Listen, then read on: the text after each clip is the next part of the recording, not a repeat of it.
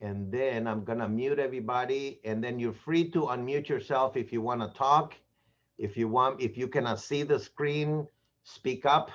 Uh, Good morning, Cobo Bank George Realty Agents. I am Cesar Aviles. I'm the manager of the Alhambra office, and I am here. Welcome you to the class. This is being recorded just for the benefit of Cobo Bank George Realty Agents.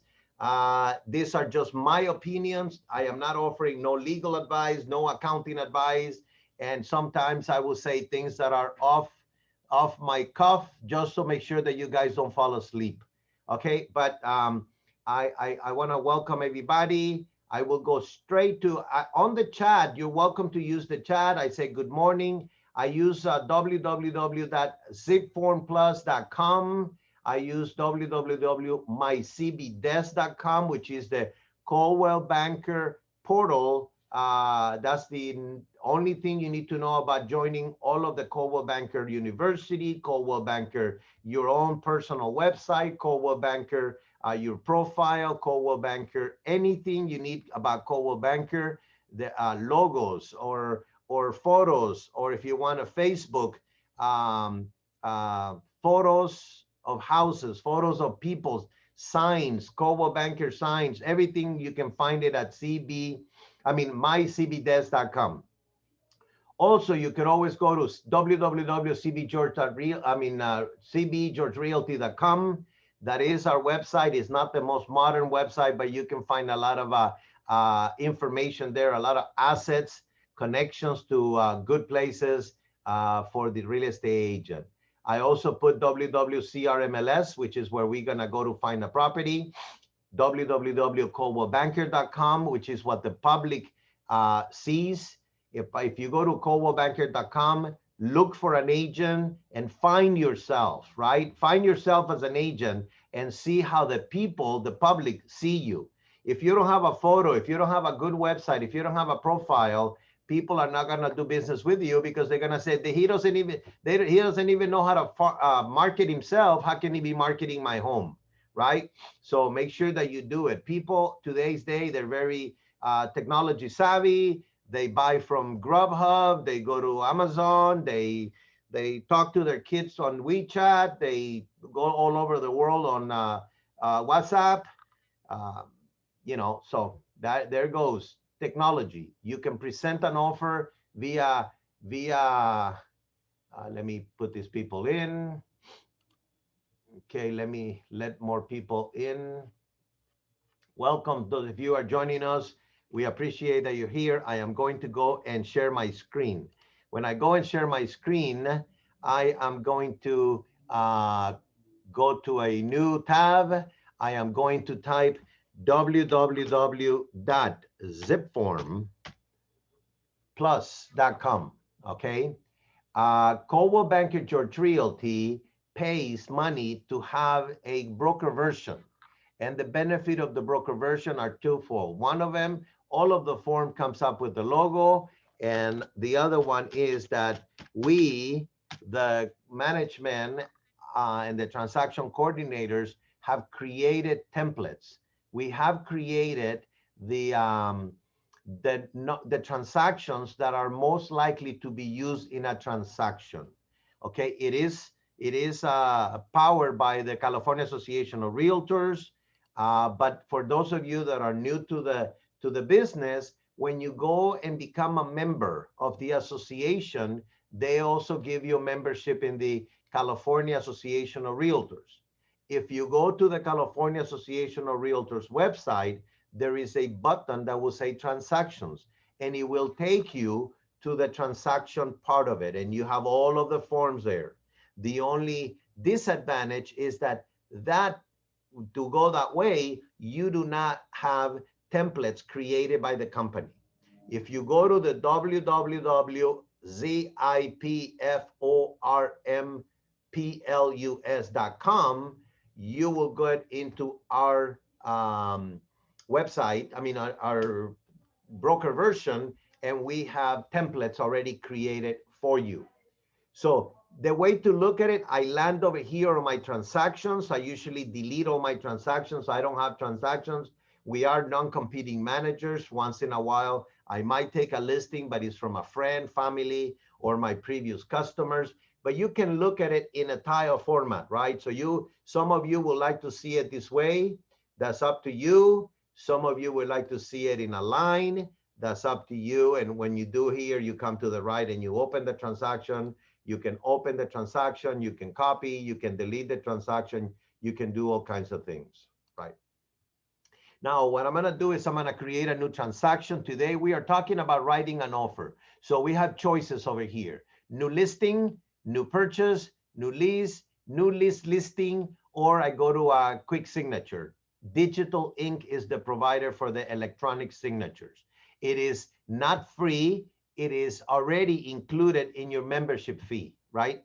So it's up to you to use it. Anything that it's paid for by me, I will go ahead and take benefit. So I am going to create a new purchase. So I'm gonna name the purchase. Guys, don't put the name of the client, because this client may write up one offer and then it didn't go through. And then you're gonna write up a second offer. And then when you come over here, then you're gonna name it, John Smith. And then which transaction is John Smith, right? Transaction, John Smith, John Smith, John Smith. You name it, the address. And I usually use, I happen to own a property in Rosemead, 2656 Bartlett Avenue. And it's a Google address. So once I do that, it will be in Rosemead.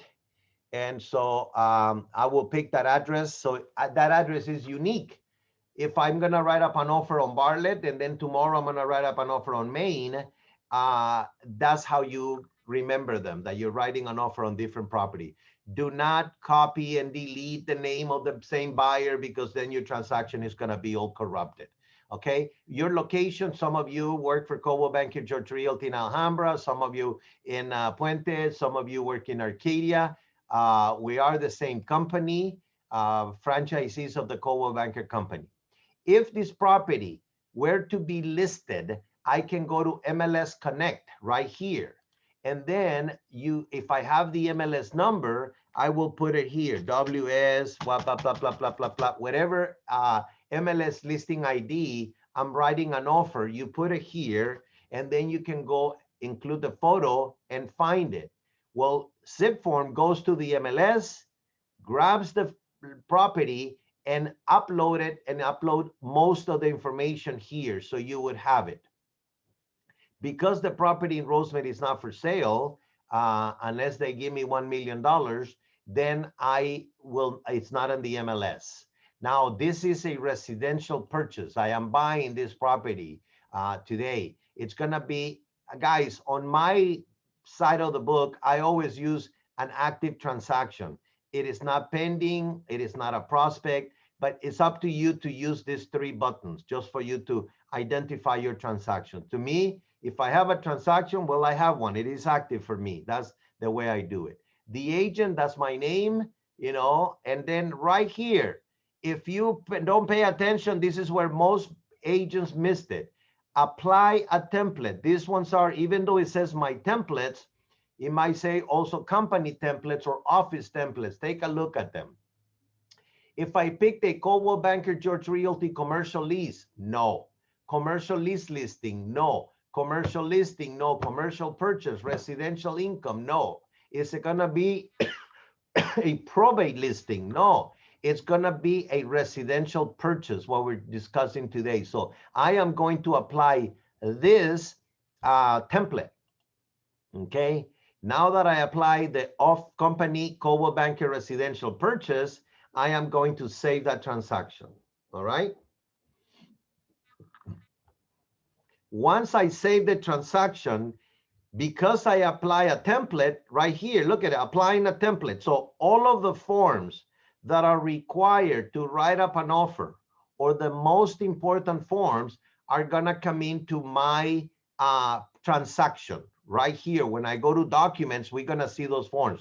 But imagine if you did not do what I just asked you to do about selecting a template, here's where the forms are gonna be. Look at this one, top right corner. It says all forms. And look at that. The California Association of Realtors have several libraries. Look at it. You have the CAR library. You have a finance helpline. You have California Association of Realtors sample letters. You have multiple listing service. You have e-publications, foreclosure prevention, open house forms. I always click on all, so I have all of my libraries. But look at it. All of these forms are available for you to write up an offer or to do real estate. Do you know which one are you going to be using, right? So because it is very hard to know which one we're using, the ones that are in blue are the ones that we already picked up for you, and the company already got a cover sheet for you, an addendum, additional signature. All of these forms have been picked for your transaction. Okay, so I'm going to go back here again, back to my documents. I'm going to go back to the summary page of my transaction. I am going to go to the parties. Who is purchasing this property? Do I need an escrow officer right now? No. Do I need a disclosure company right now? No. Do I need a home warranty company right now? No. So right up above here, I am going to select, I'm in the buyer side. Beautiful. The only person in the buyer side is me. I am the agent for the buyer. So now I'm going to look for the buyer number one. Buyer number one is going to be Betty, and the last name for Betty is Betty Buyer. Okay, Betty Byers has an email, so I'm gonna put Betty at buyers.com. I don't know, it's just a make-believe. And this is the way you're supposed to be learning. Create transactions. They don't cost anything. They're for free, right? So you create a phone number for Betty. We're going to give her a number, 555-1212. Once you have typed enough information here, you're going to have drop-down menus that you can do that, right? So she doesn't have a business number. She doesn't have a sales number. Well, let's give it 2345678, right? Because remember, we do need a email for every person that is going to be involved in this transaction. So that will be buyer number one. Now, let me explain to you, when you're dealing with an entity, you're dealing with an LLC, you're dealing with a corporation, here's where you are going to put the name of the corporation, right? And then here, you're putting signing representative, a human being who is going to be signing on behalf of that company. Companies cannot sign. Trusts cannot sign. Corporations cannot sign. But the president of the corporation can sign on behalf of the corporation. The trustee can sign on behalf of a trust. A conservatorship can sign on behalf of a minor, right? So we are going to be putting corporation ABC here, and then here we're going to be putting whoever is the president or the secretary or whoever has authority to sign on behalf of that. And you can also use addresses here where they live, phone numbers and everything. The more information you put in here, the more information that is going to populate into the transaction. So we save my buyer number one. So now I have a buyer number one, and then I have myself, right? Next, I'm going to go to the documents and the transactions. When I go on the documents and the transaction, I have a laundry list. And some of you that are new agents are going to say, oh my God, OMG. Do I have to fill all these papers? And the answer is not all of them. So imagine that this is a menu. When you go and you decide to go to a number one, it says, should we have Mexican food or should we have French food? Should we have Chinese food? Should we go for, Korean barbecue? So you say, okay, I'm going for Korean barbecue restaurant. Great. So we already eliminated like those restaurants, if you said a Mexican restaurant could be a commercial property, a Chinese restaurant could be a residential income property, right? But the one we're picking is the Korean barbecue. So when we walk into the Korean barbecue place, we have a menu. So this one is the menu. It doesn't mean that you're going to have to eat everything on the menu. It doesn't mean that you're going to drink all the alcoholic beverages or all the tea or all the dessert or all the meats. That's here, the entire menu for that Korean restaurant. I also want you to think about the purchase agreement as the tree, one big tree, and this tree has branches. One branch coming out of this way and another branch coming out of that way. And sometimes we need to cut the branch and sometimes we need to put another branch to this tree. That's what we do with disclosures, and that's what we do with other forms that go with the transaction that we're going, or it doesn't go with the transaction, does not apply. So here, all the documents are in here, right? One of them is this property. Remember, the property that we're writing an offer is in Rosemead, right? So if you see a document that says for the city of Los Angeles, then take it out. It doesn't go. We are buying a property. Look at this one. It says FHA VA. The buyer is not buying FHA. The buyer is not buying, let me make full screen. The buyer is not purchasing FHA. The buyer is not a veteran. So this form does not apply to my transaction. So what do you think I'm gonna do with this transaction? I'm gonna go back and I'm gonna say, the FHA form, I'm gonna cut the tree. I don't like it in the menu. So I am going to get the FHA form out of my thing. And I'm gonna go here and I'm gonna say this transaction, delete this form. I am not gonna use it, right? So that's how you pick on your menu. So right now we are going to go to a cover sheet. Caesar does not use that much of a cover sheet, but you might want to put everything here. Where does Betty lives? Okay, so she lives at 444 South Garfield. She lives in the city of Alhambra.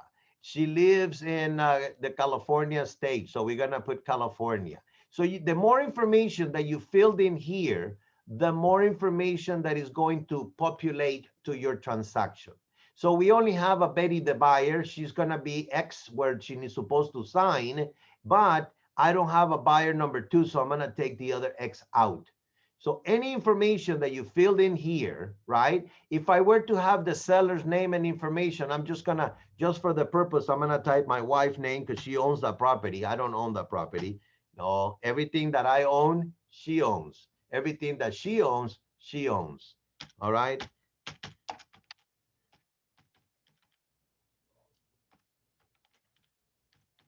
Right, and then I'm gonna put her address. She doesn't live at that property. That is an investment property, so I can put her address, right? And she lives in San Gabriel, and no idea where that is. So San Gabriel, and then she lives in California, and right. The more information I write, all of this information is gonna auto-populate to my transaction. Okay, so that's the property in question. This is the property that we're buying.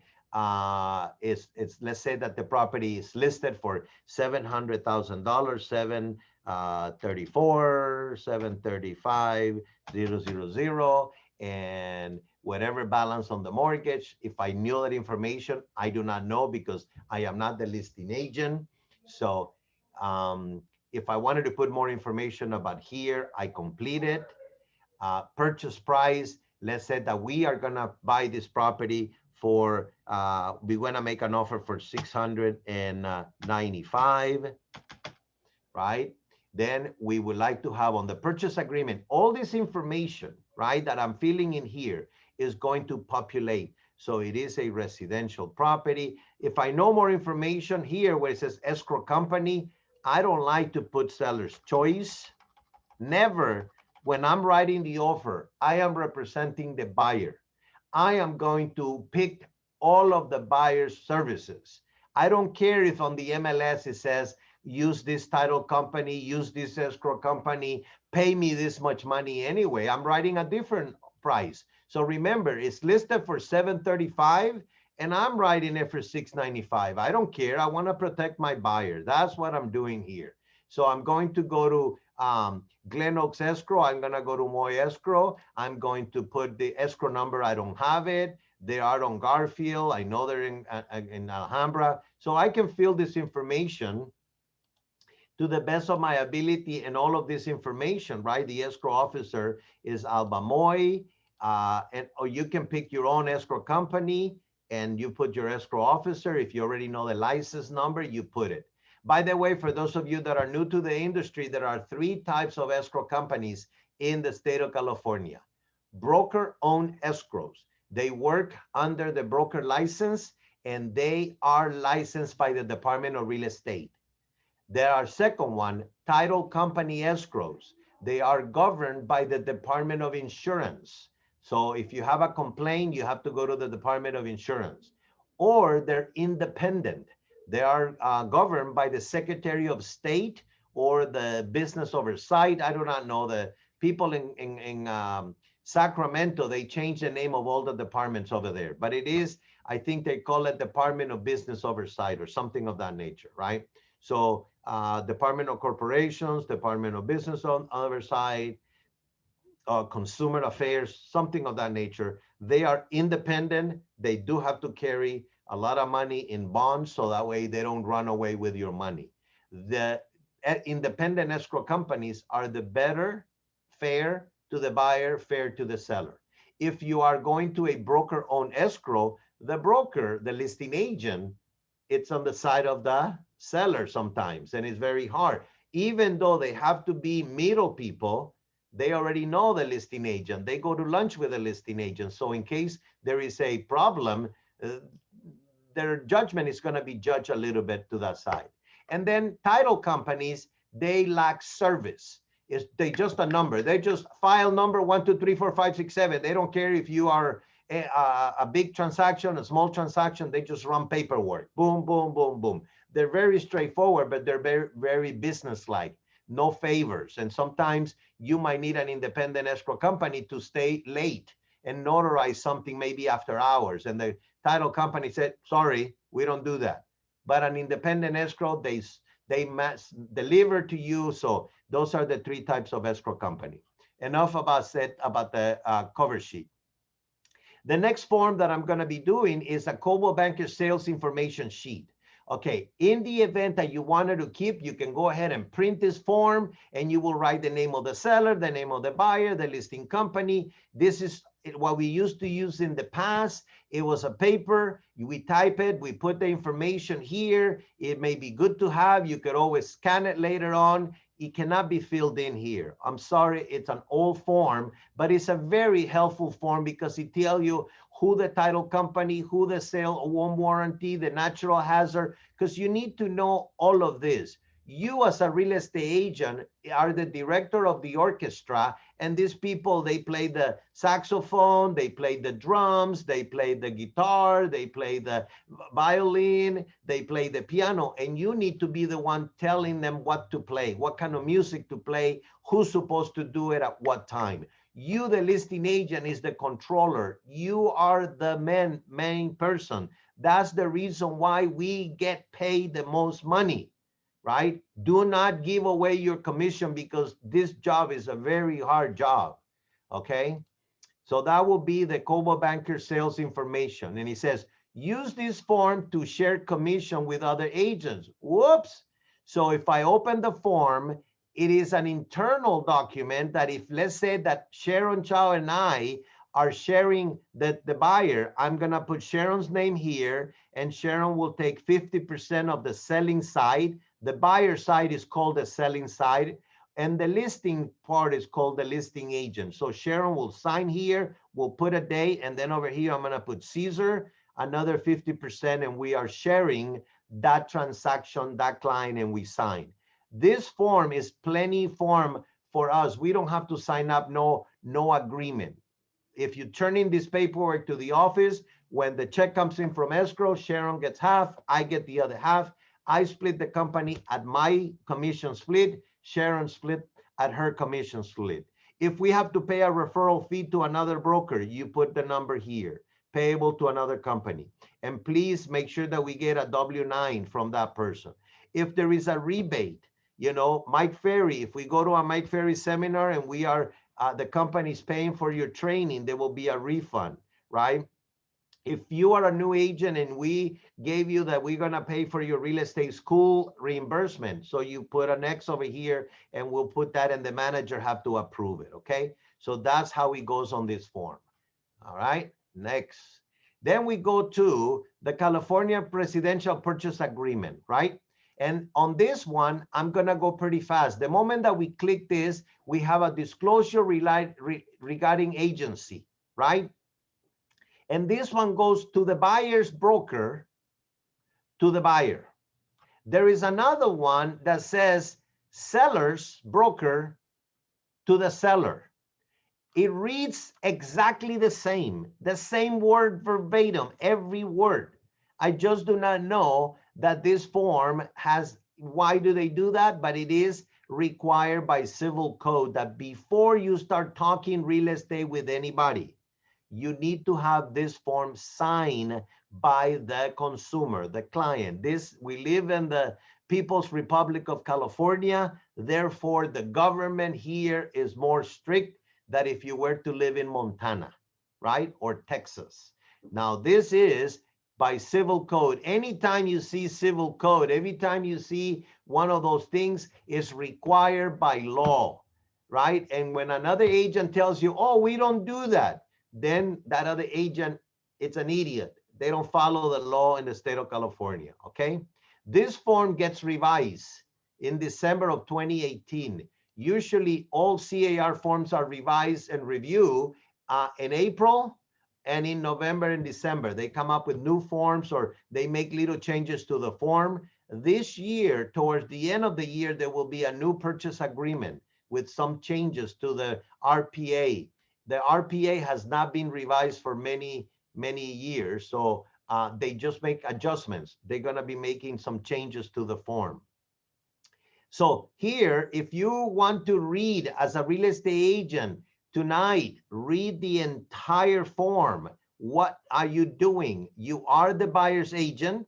As a buyer's agent, with the buyer's consent, agree to act as the agent for the buyer only. In this situation, the agent is not the seller's agent, even if by agreement, the agent receives compensation either in full or in part from the seller. Technically, the seller is paying the commission to the listing agent. They have a listing agreement.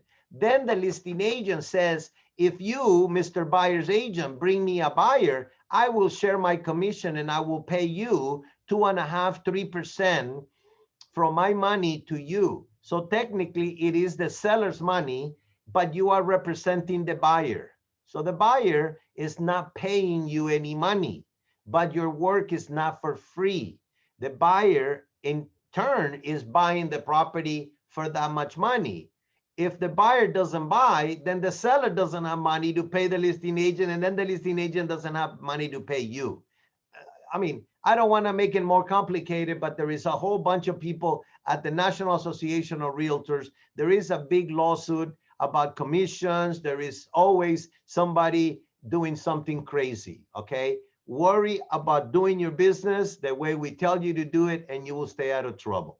As a buyer's agent, you have a diligent exercise of reasonable skills. Reasonable skills means that you know what to do. You know how to write up an offer. You know what forms are to be used in a transaction. That is reasonable skills and care. You're supposed to care about your customers in performance of your duties. You are responsible for everything that the buyer writes and signs. You need to know what they're signing, and you need to show it to the buyer and say, here's a disclosure, here's a form, here's an advisory. It is your job. It is a duty to be honest. Guys, you cannot be dishonest. And fair dealings and good faith. Good faith means you are going to be honest and truthful in your communication.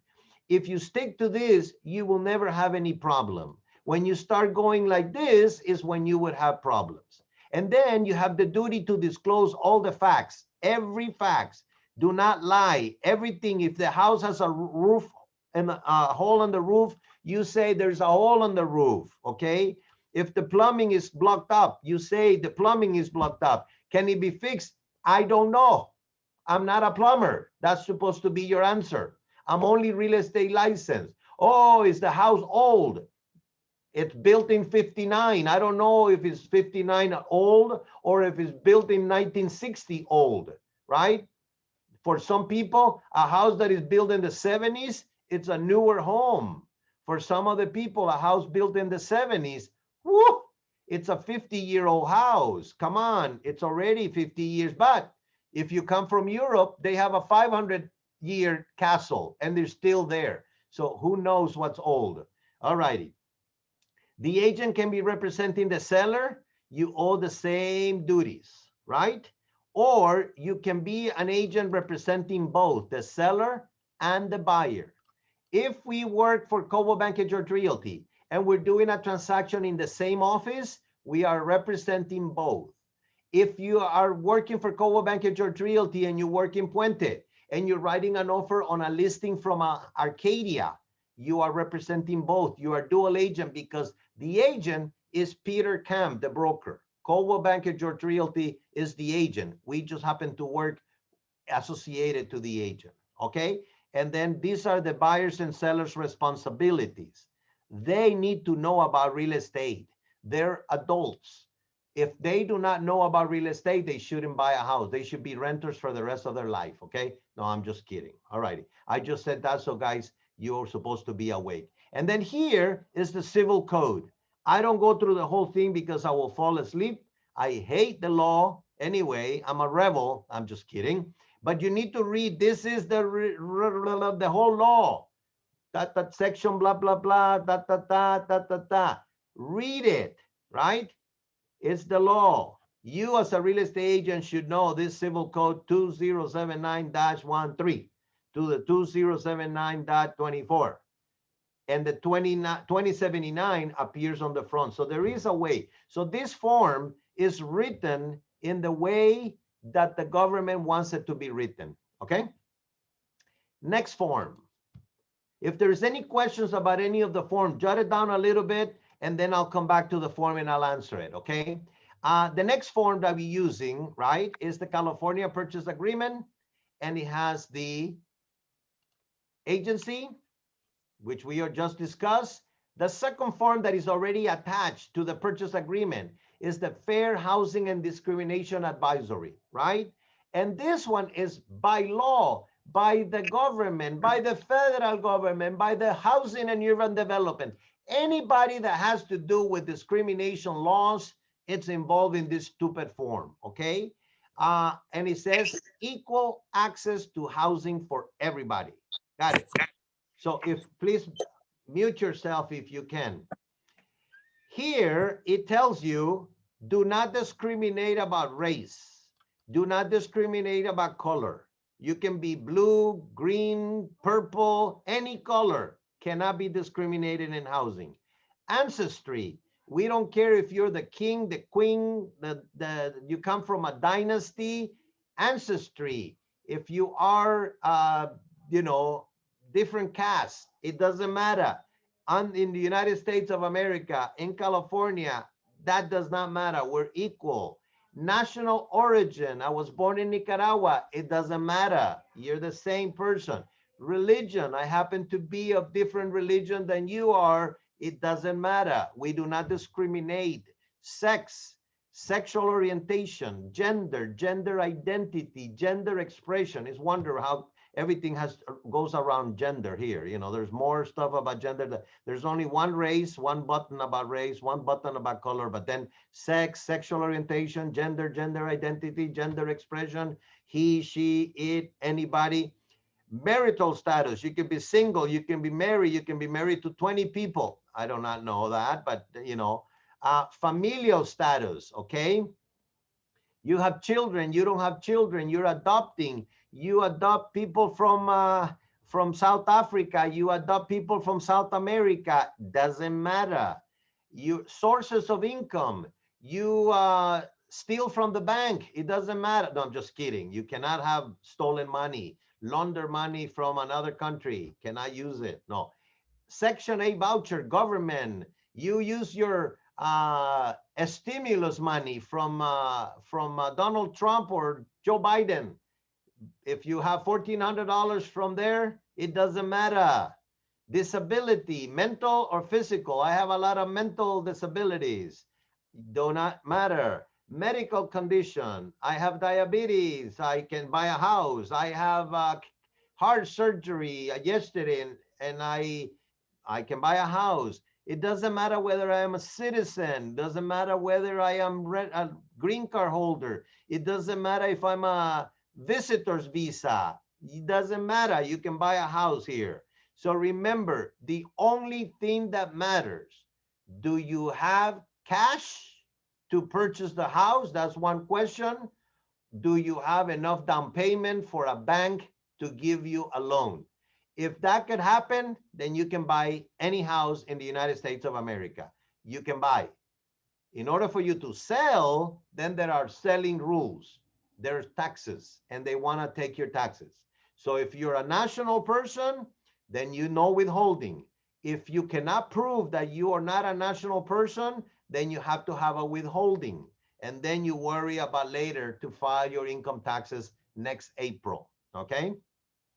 If you're not a citizen, your taxes are a little higher, all right? So leave that to a tax attorney, a tax preparer, right? Any criminal history, you come out of jail yesterday, okay? It doesn't matter. You can buy a house. Or any characteristics, arbitrary. Oh, you just happen to have 4 fingers. Okay, you know, nanu, whatever, you know, they used to be like this, you know, you're from outer space. You can buy a house, doesn't matter, right? So this form has to be signed by the buyer when you're writing an offer, and it has to go with your offer. It's attached to the offer when you send the offer to the listing agent. And then the seller has to sign it and send it back to you. And when you get it, you need to give a copy to the buyer. All right? So the buyer gets 2 copies of this form. Once when they sign it, right, you get a copy. And then when you get it back, when it's fully executed by the buyer and the seller, they get a copy. And guess what? We, the broker, the office, has to have a copy as well. So there is copies of everything, and everybody has to match the copy. Just in case you go to court, somebody's going to say, well, this is what they gave me. Well, this is what's in the file. It doesn't match. Guilty. Go to jail. All right. The next form that we do in our menu is the possible representation of more than one buyer or seller. At Cobo Bank and George Realty, this is a mandatory form. If somebody says, I want you to represent me only and cannot represent any other buyer, the answer is, I'm sorry, I cannot. It's not about me, Caesar. It's about Cobo Banker. We are a large company. We don't even know if one agent is working on the same house and gonna plan to write up an offer. So we need to tell the buyers, they could be multiple buyers, multiple sellers, and we could be dual agency if we work on anything that is listed or by Cobo Banker George Realty, right? So the buyer signs the form. The agent that represents the buyer signs the form, meaning you have to sign it. You have to put your license number. So right here, it will be the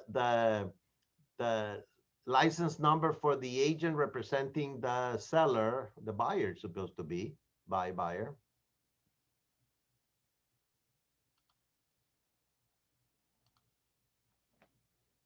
So you put your personal license, and then you put the date of whenever you are signing this form, okay?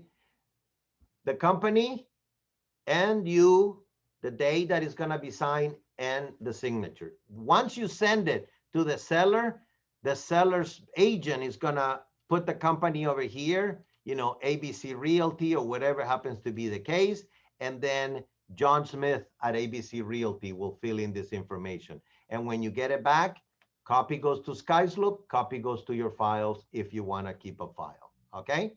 So this is another document. We haven't even gotten to the purchase agreement. Hello. You need to do the wire fraud and electronic fund. By law, we need to tell the people, hey, you live in Los Angeles County. There is a whole bunch of crooks that live over here in Los Angeles County. And if you're sending money by bank, by wire, somebody can steal it. Come on. They already know that. They live here. But we have to put it in writing, because in real estate, everything is in writing, right? So make sure that if they have any doubt about it, they can call the FBI. I love it, you know. You have a direct number to call the FBI. So if you are in trouble, 310-477-6565. And they're going to say, Federal Bureau of Investigation, and maybe you get one of those guys that works in television in one of the FBI programs, you know, crime something. I always like that. But anyway, you could also go to the FBI website and learn about wire fraud. By the way, if you call and you tell the FBI that you've been a victim of wire fraud, they're just gonna put a case number. Forget about it. Your money, it's already in Russia, somewhere in China, somewhere in the Middle East. Somebody already bought Bitcoin with it.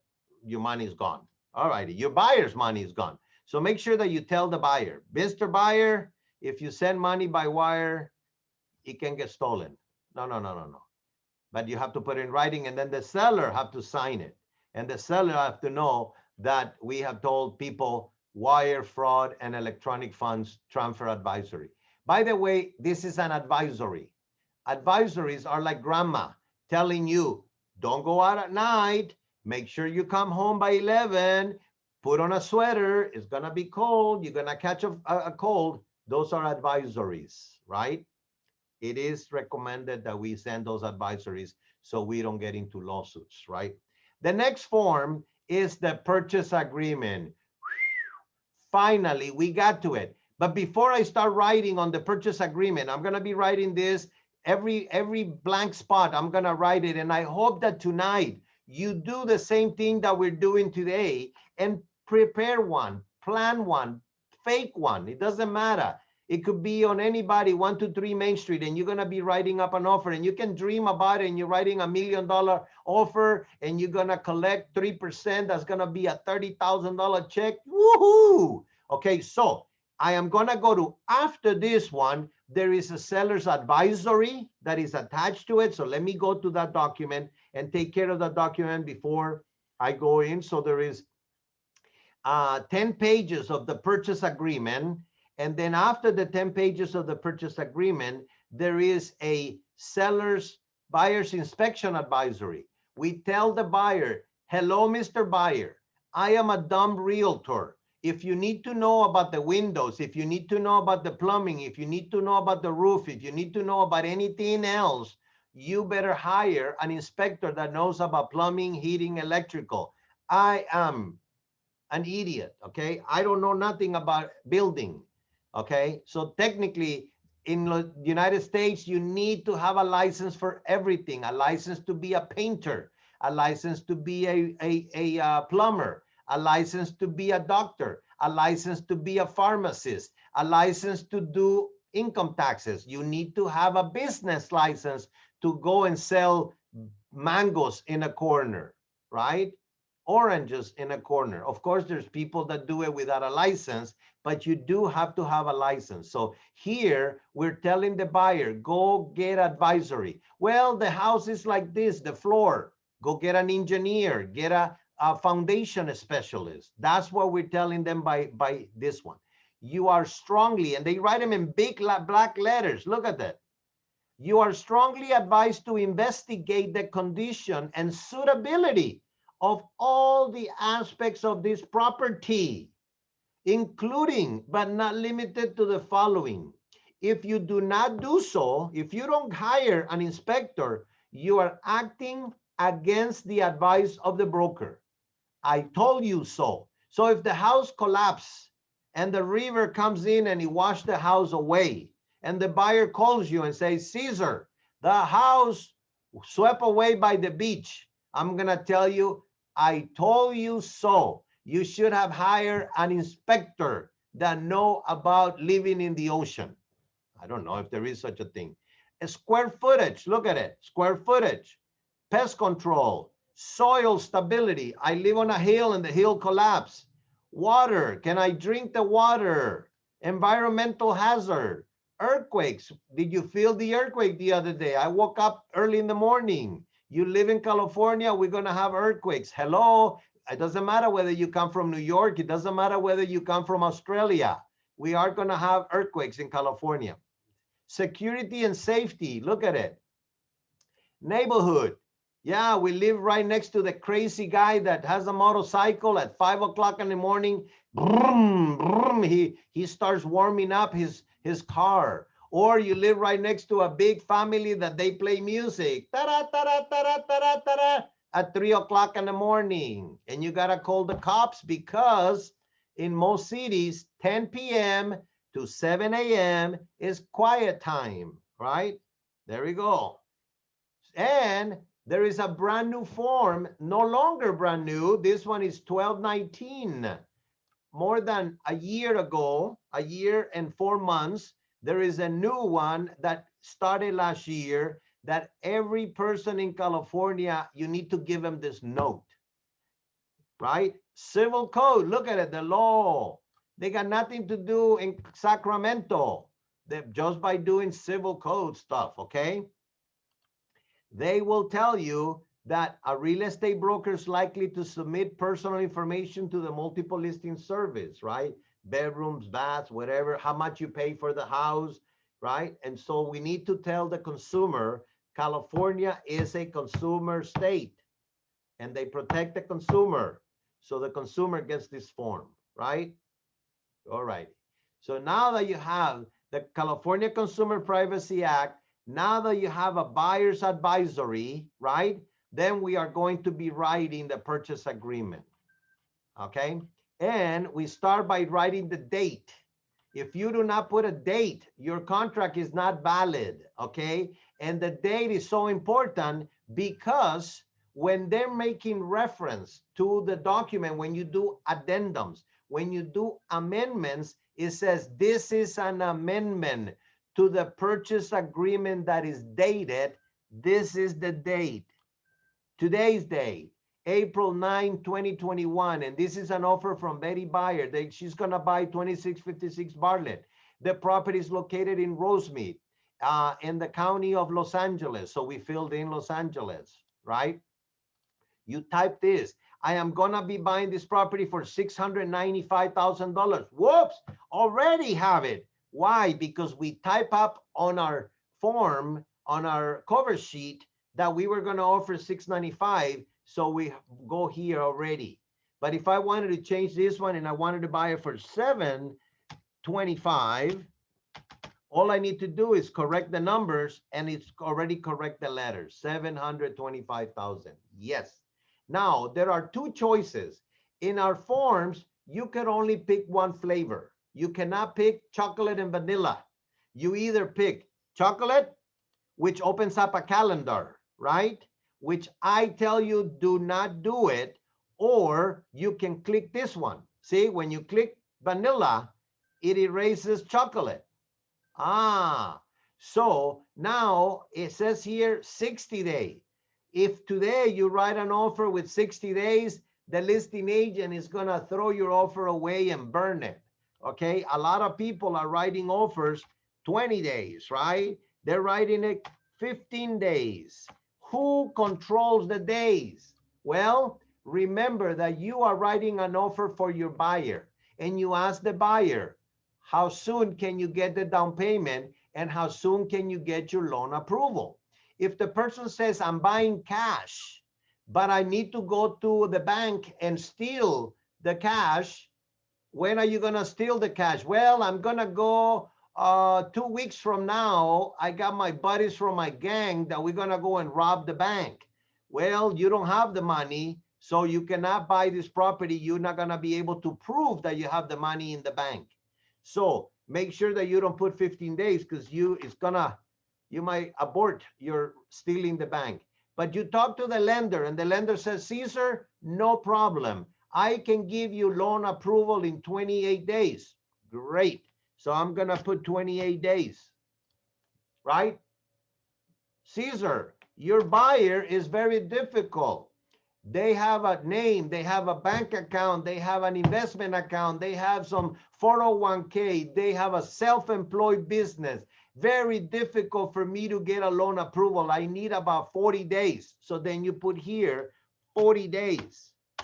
Now, or the down payment comes from your buyer's retirement account. and they have to make a request for the retirement account. They have to sell stocks. They have to go to their HR department and request the money from the retirement account. They're going to do a loan from their insurance policy, and they need 3 weeks just to get the down payment, and then they're going to need verify the money, so they might need 45 days. So you put 45 days and let the seller be the one give you a counter offer. The seller may need more time to pack these things, move, put everything in a container, ship the container to Hong Kong or to the Bahamas, right? We don't know how many days they need.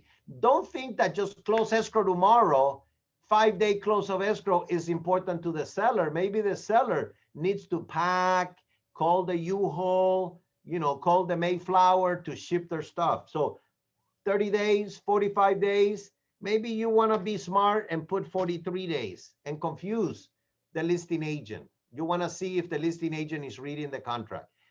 This is what Caesar does. I'm always changing the days to 43. Now, disclosures. I already gave the agency disclosure, so the X will be there. Who is the seller's broker? We're going to put that seller's broker. If you leave the contract empty, your contract is not valid. If you're missing the license of the other agent, your contract is not valid. If you're missing the license, where do I get this? You get this information from the MLS or from the Department of Real Estate.ca.gov from the DRE. So we are dealing with ABC Realty, right? And ABC Realty license, I don't know, 1, 3, 2, 4, 5, 6, 7, whatever is their license. And then here we're dealing with Susie buyer, Angie agent, right? I like Angie agent. And Angie agent has a license. What Angie agent is 00, whatever, 127, 85, 75. So now who is the broker representing the seller? They're representing the seller. So we're going to click the box. They're going to click the box. And Cobo Banker George Realty Alhambra, technically, you can leave it like this. And that would be the best way to leave it. Cobo Banker George Realty. That is the best way to do it. Right? Buyer's agent. I am the buyer's agent. That's my license. And now, potentially competing buyers and sellers. So I tell the people, we already did the possible representation of more than one buyer. It's an X over here, and it's already attached to this contract, right? Financing. Look at it. Vanilla or chocolate. If I put all cash, look what happened to my form. Everything else here, it goes away. Look at it. If I take all cash, I can put financing. But if I put cash, no financing. I cannot block here. So if I'm buying all cash, no loans. But I am buying loans because most people will buy with a loan. The initial deposit, I'm going to buy this property with $10. Okay. Can I do that? Yes. I can open escrow with $10. I can open escrow with $5. I can open escrow with $1. Something of value, right? Also, I can put 3% of the purchase price of 725. 7 times 3 is 21. So let me put about $25,000 here, right? I'm going to put $25,000. This plus this, it's going to be my down payment, right? So now I'm going to go and get a loan. So I am going to do 3 choices. Either that money is going to be by a cashier's check or by a personal check. See, vanilla, chocolate, or something else. Doesn't allow me to do a piece of everything. Or if I don't check any box, which is what I'm telling you to do not check any box. It says buyer shall deliver the deposit directly to the escrow holder by electronic funds. So they're going to go to their bank account and zip, send the money electronically. No, my buyer doesn't know how to use the electronic. They're afraid to send it because you just scared them. You told them that wire fraud. Okay, my buyer's going to deliver a personal check. We still have time. We have 43 days for that check to be cash anyway. So by personal check, the buyer's going to deliver $25,000. right? Or number two, never. Don't even bother about this, because if you put a increase, you're messing up yourselves, okay? Increase deposit, nothing. We don't increase the deposit. Cash offer, no, it's not a cash offer. So the buyer, within 3 days here, will deliver the verification that they have money. So if you're doing all cash, no loan is needed, and I need to prove to the seller that I have the money. Sometimes you can say, I'm already attaching that proof, right? If you don't do nothing, I'm attaching the proof of my money, but I don't want to show this is if it's cash. If it's cash, then I'm going to put here within 3 days, I'm going to show you my money. Okay? In this case, I'm going to take it off because we're not doing nothing for the cash. I am going to go for a loan. I'm buying the house for 725. Let's say that I'm going to put 325 as a down payment, and then I'm going to finance $400,000. So I am going to go for a loan for $400,000. Okay. If you want to do 10% down, 20% down, no problem. You can certainly use this money plus this money should be your 20%, or should be your 10%, or should be your 3.5% in the event that you're buying FHA. But remember, we said that we're not buying FHA, we're not buying VA. We're not only getting a second loan. We are very simple. I open escrow with 25. I go to the bank for 400, and then I'm gonna put $300,000 in the escrow company, so that way I can close my escrow. Where is the 300,000 coming from? I am going to show it to the buyer in 2 ways, to the seller in 2 ways. Number one, I can verify it's already attached. I'm giving you copies of my stockbroker. I can give you copies of my savings account that I do have at least $300,000 in my bank. I can give you 5 accounts. I have my savings account. I have my little piggy account. I have $50 on my piggy account, and then I have $295,995 in my stockbroker account, which I'm gonna sell. And the $5, oh, I got it on my piggy bank. All righty. So you prove that the money is there. Or you take it off and you say, within 3 days, Mr. Seller, or within 1 day, Mr. Seller, or in 5 days, I am going to give you proof that I have the money in an American bank. Okay? The money right now, it's in a wire. I have a check. I have cash, under my mattress, and I'm going to go buy a whole bunch of cashier's check and make a whole bunch of deposits. Okay? So I need more time to prove that I have the money. Then you put how many days. Is your offer weak? Maybe. All right. So I'm going to say that the money is rare. The next one is that this transaction is, it says this agreement is contingent upon the property coming at the appraised value, right? Or this transaction is not. I don't care if the appraisal comes at $500,000. I am going to buy this property for $725,000, right?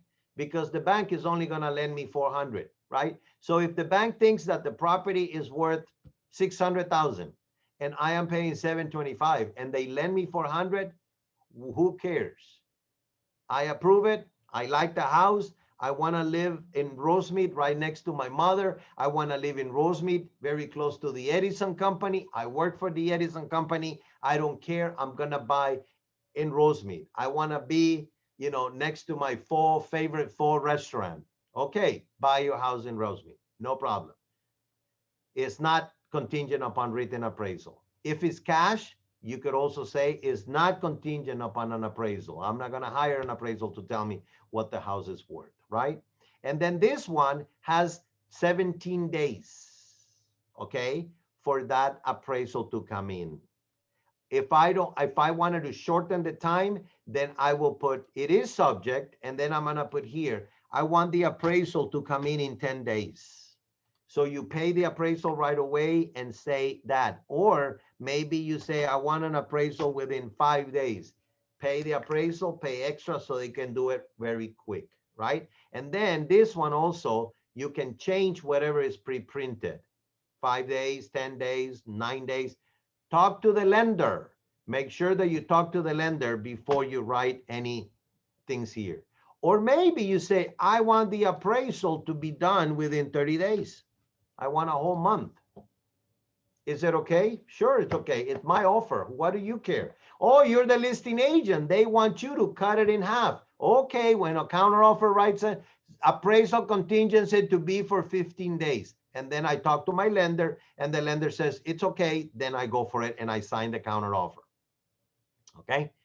Loan application within 3 days, I am going to go and apply for the loan, or I already got a pre-approval, right? And I'm attaching the pre-approval letter. But if I don't do a pre-approval letter, I'm going to say loan application within 5 days. I'm going to walk to the Bank of America and make a loan application and give you my pre-approval.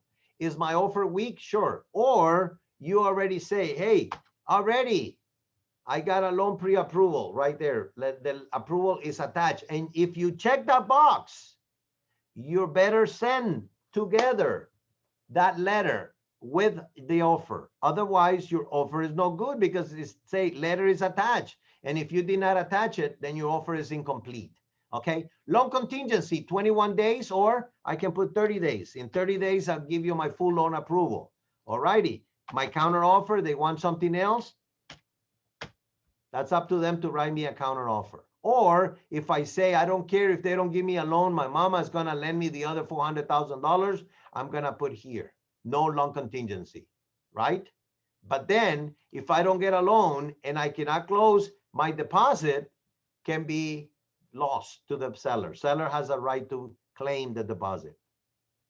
Now, in the event that I'm going to go for an inspection and I want credits, watch it. Some lenders may have limits on the buyer's credit. So seller to credit $10,000, $20,000 to the buyer for non-recurring closing costs may not be permitted by the lender. Check with your lender on all those credits, termite credits. Maybe the lender don't want the credit. Maybe the lender wants the certificate that is done. Now, don't be lying and saying, I'm going to put this down payment. Look at the one I'm putting. I'm lying. I'm only going to go for a $400,000 loan. But then once I accept my offer, I'm going to go and get an FHA loan. Cannot do that. Because you're saying here, seller is relying on the buyer's representation. We are telling the seller that we have the $350,000 for down payment and we're going to go and borrow the 400. It doesn't say that I'm going to put 10%. So make sure that you don't change in the middle of the road. You don't change cars. You go in the same old car. You drive the same car. All of these ones are attachment to the offers. If I put here, this is a backup offer. I always laugh when people call and says, oh, the property sold, but you can be a backup offer. And you hang up and say, okay, I'm a backup offer, and hang up. That's nothing, means nothing. And real estate has to be in writing. So if you really want to be a backup offer, you need to rewrite your offer or click the backup offer and send the backup offer form, and it needs to be signed by the seller. If the backup offer is not signed by the seller, you are being crazy, right? If you need to have a court confirmation, you got to click over here and there'll be a new form coming in, court confirmation. Septic tank, short sale, other, right? Buyer's inspection advisory is already there, okay? I, Caesar, would like to see the statewide buyers and sellers advisory to be done and put it together. So when you write the offer, you give the copy to the buyer. So the buyer goes home and read all of the advisory. And I'll show you the form. When you put it here, the form will be added to my file. So I would like to check that box on all of your offers. And then I give a copy of that offer and of that form. And I tell the buyers, I am going to present the offer. In the meantime, read and understand this form. That is 90% of all the questions that a stupid buyer is going to ask you already answer in that form. So if you want to eliminate stupid questions from stupid buyers, give them the form and say, read it. If you do not know how to read in English and you speak Spanish, Go get one of your kids to read it for you and explain to you. Go and get a translator. Go to the junior college and somebody there will give you a translation. Go to your English teacher and they might translate for you, okay? Statewide Buyers and Sellers Advisory. This form is highly recommended by Caesar. This is just an advisory. Look at it. Grandma advising. Grandma is advising. Caesar is advising you to read it, understand the form. Okay, here, who pays for what? Number 7. Oh my goodness, we're still on page number 2 and we have been spoken for a whole hour. Seller pays. I always like the seller to pay, so I check seller to pay for a hazard disclosure, including the environmental, okay? And it's gonna be prepared by First American. That's the company that I like because First American is a big company. They got money, they got deep pocket. If I need to get into a lawsuit, I want to have First American behind me. That's just my only reason. If you wanna go to your NHD, somebody else's snapping NHD, that's up to you. If you want to snap, if you wanna be with your own, that's up to you, your NHD. Number 2, I would like the seller to pay for a report of a pest control, pest and termite. Okay? Report. This is just a report that says, yes, you do termites. No, I don't have termites. The seller will pay. And I want the seller to use an expensive company, I don't know, Western. Or I use my Castle and Home. Right? Or I could always want to have the buyer to pay for an inspection, right? Why? Because I want to pick my own company. I don't want the seller to pick blind termite company to inspect the house, right? So I am going to pay for the inspection of the pest control. The buyer will. It usually costs about $100 to $150. Also, this is Caesar's advising you. Buyer to pay for a home inspection report.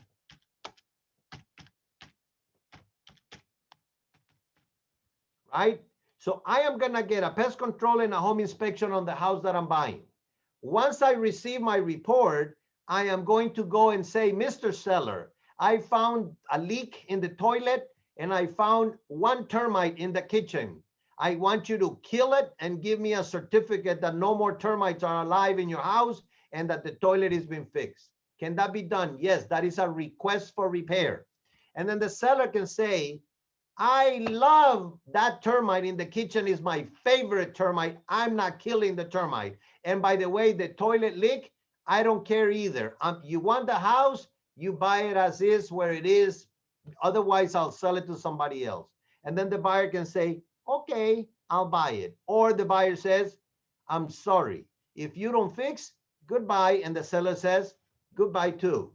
All righty, no deal. My deposit comes back. I go find me another house. Simple. Real estate should be very simple. Yes, I want it. No, I don't want it. Yes, my loan is approved. No, my loan is not approved.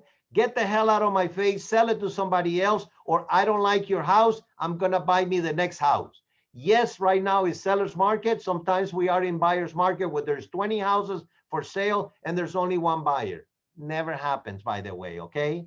Buyer's market maybe one day and then it goes back to seller's market. There is more buyers than property. Why? Because they don't build that many property. Why they don't build that many property? Because we have a stupid government that put too many rules on building a house. Very expensive. Just school fees, firefighter fee, plan checking fee. By the time you get a vacant lot and a fee, it's already $300,000. Nobody can afford that. It's not affordable housing anymore, and it will never be. All righty, that's enough for politicking. But anyway, seller will pay for the compliance. Yes, seller will pay for any city. I want the seller, if there is any law that the seller needs to do something to the house by law, I want the seller to pay for it, right? That's what I'm going to ask. If the seller says, I don't care, I have lived here illegally, right? I don't even have documents to live in the United States. I'm selling you a house with no permits on the bedrooms. All righty, I'm buying it as is. Well, that's a part of the counter offer. Here, buyer and seller each pay their own fees on escrow. You can write it this way, or you can write it 50-50. You can write it any way you want it. Each pay their own, right? But whatever way you like it, each their own, to each his own. Each party their customary share. There we go. In Southern California, usually the escrow fee is shared 50-50. Escrow holder shall be my escrow, as I told you, that's the one I picked. The parties shall sign within 5 days all escrow paperwork. So your job on day number 6 is to call the escrow. Hello, escrow. I am the agent. Did the seller and the seller's agent, the listing agent, already sign the escrow instructions and they give them to you? No. Okay, then call them and tell them they're breaking the contract. Uh-oh. So that way, when they call on you that you're delaying, you can call on them and say, by the way, you did not sign the paperwork in 5 days as you promised. You have to know what's in the form so you can fight properly and win. Here, the seller pays for title policy issued by First American Title or any company that you wish. Now here, the buyer will pay for any title policy that insures the lender, okay? If you're buying cash, there is no buyer's title insurance, only seller's title insurance. Here, I want the seller to pay for the county tax, the seller to pay for the city tax, if any. But since I know that the city of Rosemead, because I'm a Rosemead specialist, I know how to sell property in Rosemead, Monterey Park, Alhambra, Temple City, Arcadia, Monrovia, Duarte. So any cities around me, I know that there is no city transfer. But if I'm writing an offer somewhere out in Temecula, I have no idea what happened in Temecula. So I'm going to put if any, right? Because I do not know. But if I'm writing in a city, I don't want to be stupid and put seller to pay for transfer fee when I know there isn't. I know the city like the palm of my hand. Buyer and seller homeowners association. If it is a condominium, I want the seller to pay. This is a single family home, so there is no HOA. Here on 4, there is no choice. The seller has to pay. Look at it. Because civil code, the law. Oh, there is Sacramento telling the seller, you sell, you pay. I like it. No, I don't like it. Seller will pay for HOA fee, document preparation. You have to select that if you're selling a condominium. All right. Here, buyer pays for certification. Yes, you, Mr. Buyer, you're going to get a loan, then you pay for certification. You buying cash? Nobody needs a certification of the HOA. Seller to pay for transfer fees, private transfer fees. I know in Rosemead there is no transfer fee, but if I was out there on the crazy people in Northern California from San Francisco on, everybody in the north are too liberal. They love to tax themselves, so they have private fees. All right. Seller will pay for $295. No, the buyer. I am the buyer's representative, so the buyer. You have to write it. It's in here. Leave it in there so the escrow company knows that Cobo Banker, the buyer, Cobo Banker is charging the buyer $295 for document compliance fee. If the buyer doesn't pay the $295, then you will, okay? That goes in there. Now, if there is anything else, I want the seller to pay for carpet cleaning, right? Carpet cleaning, right? I can do that if I want to. Or I can put buyer pays for something. I don't know. You can put anything you want the seller to pay, you know, seller to pay for, and then he's a Hawaii trip for the buyer's agent.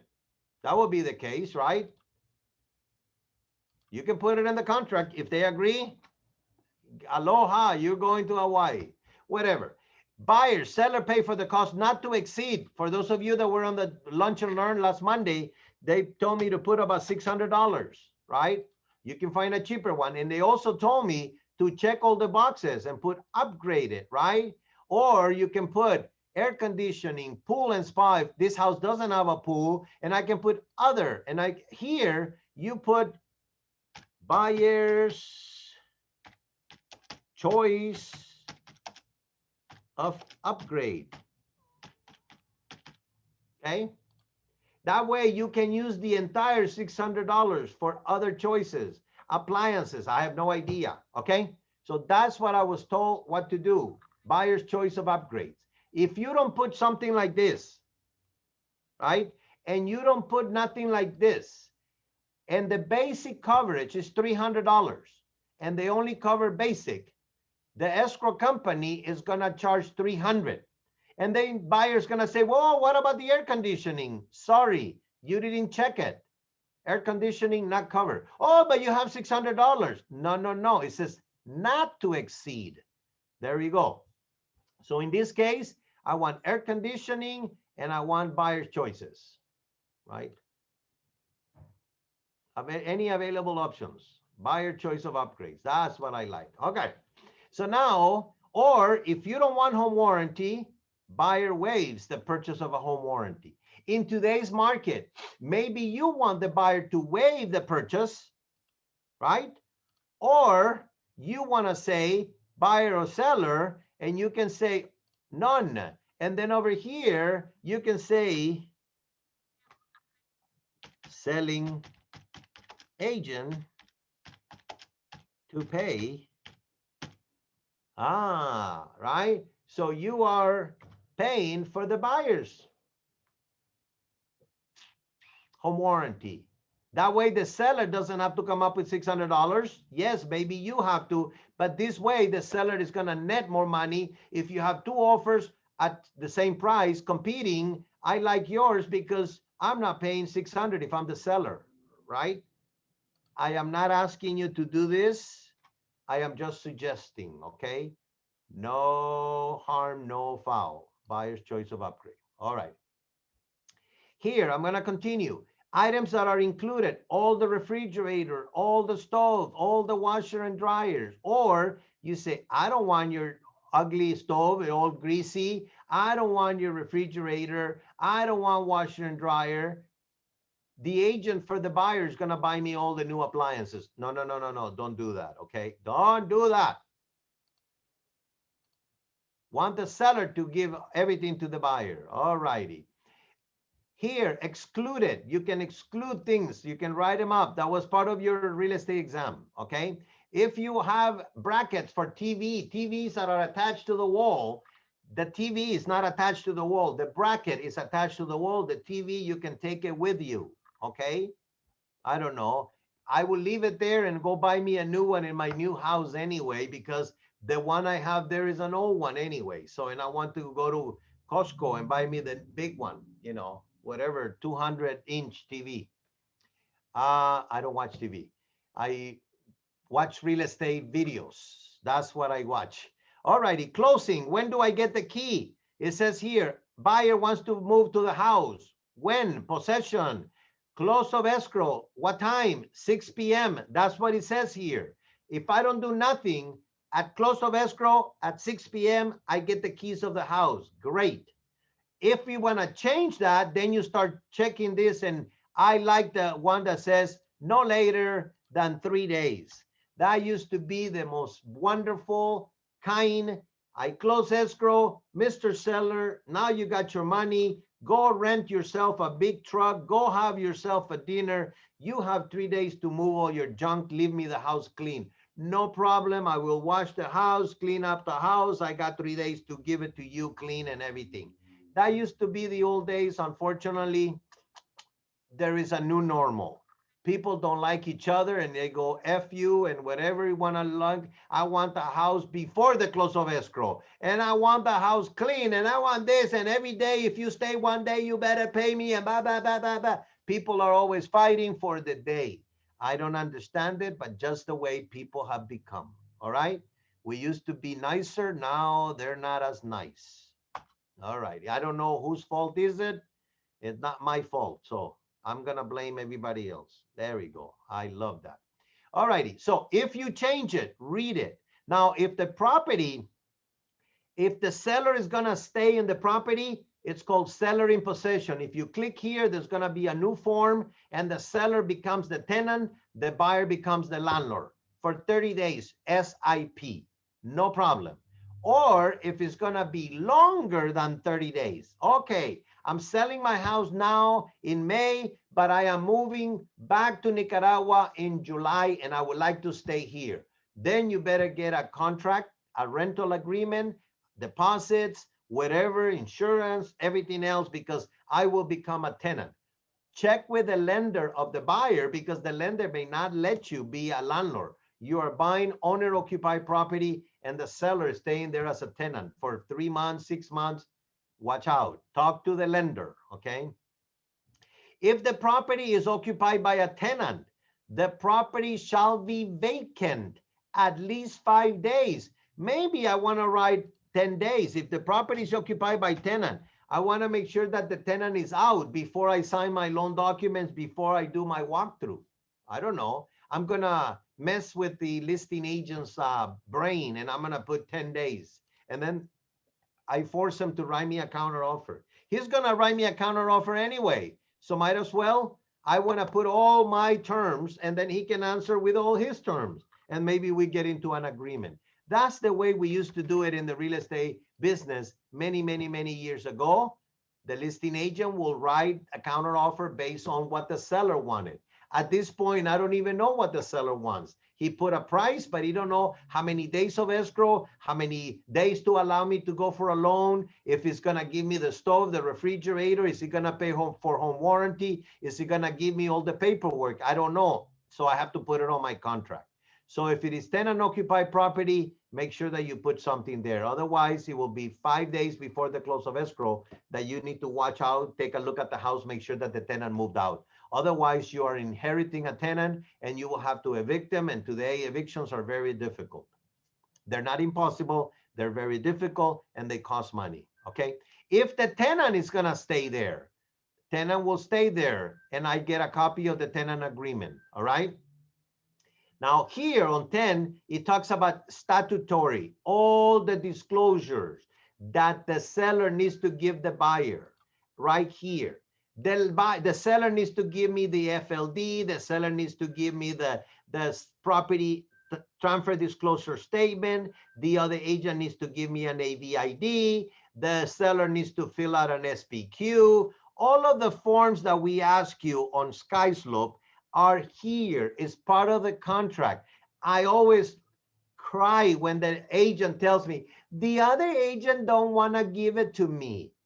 You tell the other agent that he's a dumb agent because it's in the contract. The seller promised. When the seller signed this contract, the seller promised, seller will, shall, within so many days, right there, provide all of the forms, all of the disclosures to the buyer so the buyers can read them. Usually the seller has 5 days to give to the buyer and the buyer has 7 days to read them and return, okay? Follow the contracts and you would have a nice transaction, all righty? Note to the buyer and note to the seller, waiver of statutory is prohibited. Mr. Buyer, Mr. Seller, you cannot waive the statutory lead disclosure. The federal government is coming after you. The FBI will come back after you. They're going to put you in jail if you waive the form. It's right there in black and white. It's impossible that you do not follow your contract. You have to follow the contract, right? And it says here, within the time specified in paragraph 14, the seller needs to give to the buyer SPQ, ESD. They repeat it again, right? Guys, everything is in the contract. Verbal, don't count, in writing. So all of this is already pre-printed. Your homework is to read it. Otherwise, the contract will burn in 20 seconds. No, I'm just kidding. I'm just trying to keep you awake. It is very dry to talk about contracts and stuff of that nature. Withholding taxes.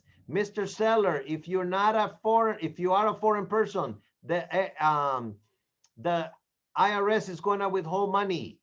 So Mr. Seller, give me the proof that you are a citizen. That way they're not going to withhold money, right? If they don't do it on a FERPTA, they're going to do it on a qualified signatory, right? There we go.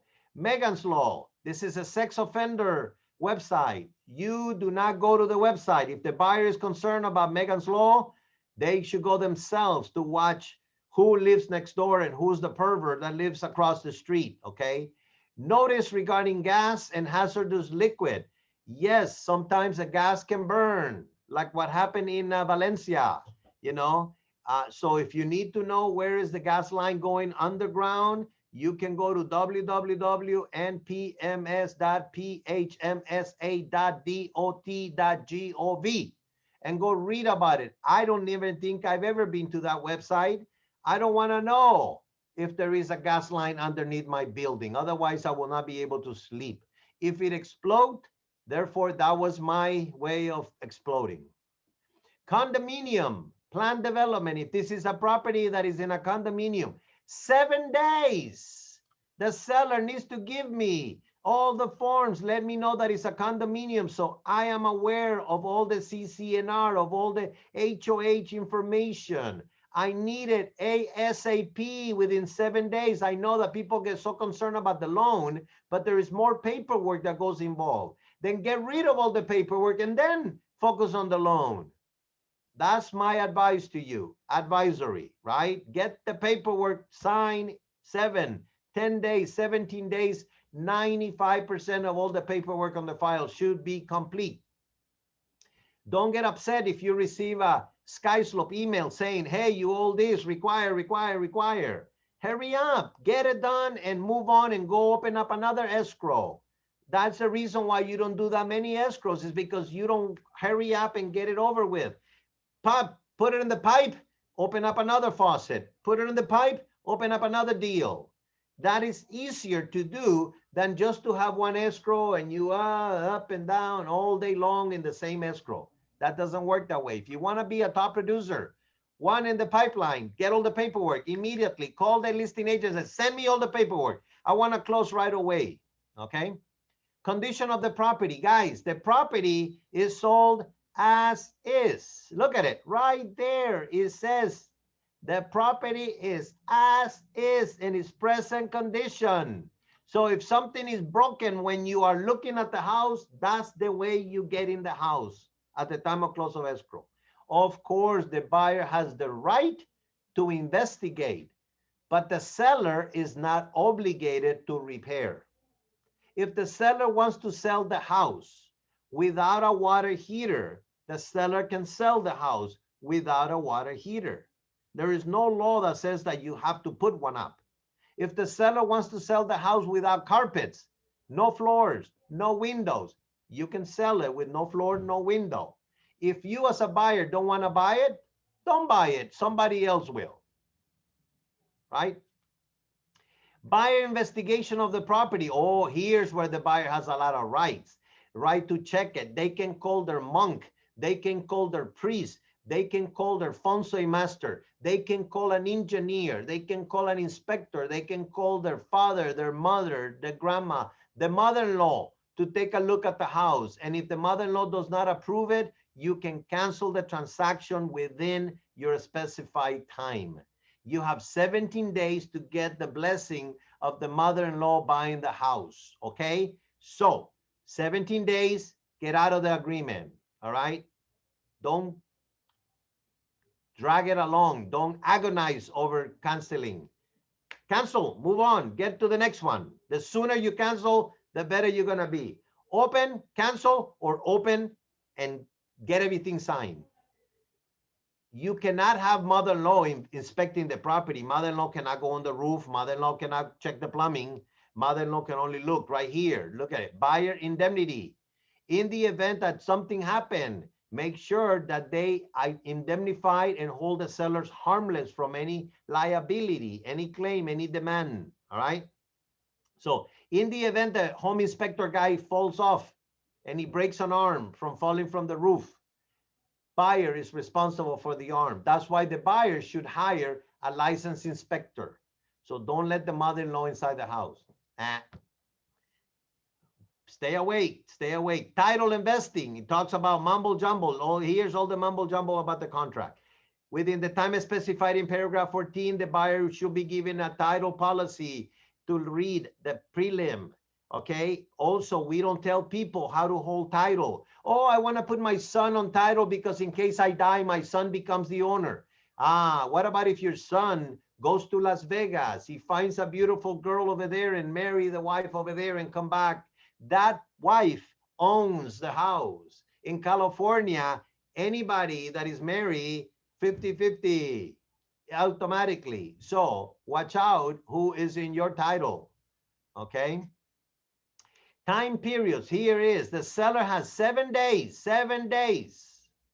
to get all the forms in paragraph 5, 6, 7, 8, 10, B, C, F, 11, 13, right? So the seller has 7 days to give all the paperwork, to give all the inspection paperwork to the buyer. And then the buyer has 17 days to do inspections and return all that paperwork back to the listing agent so the listing agent can give it to the seller, right?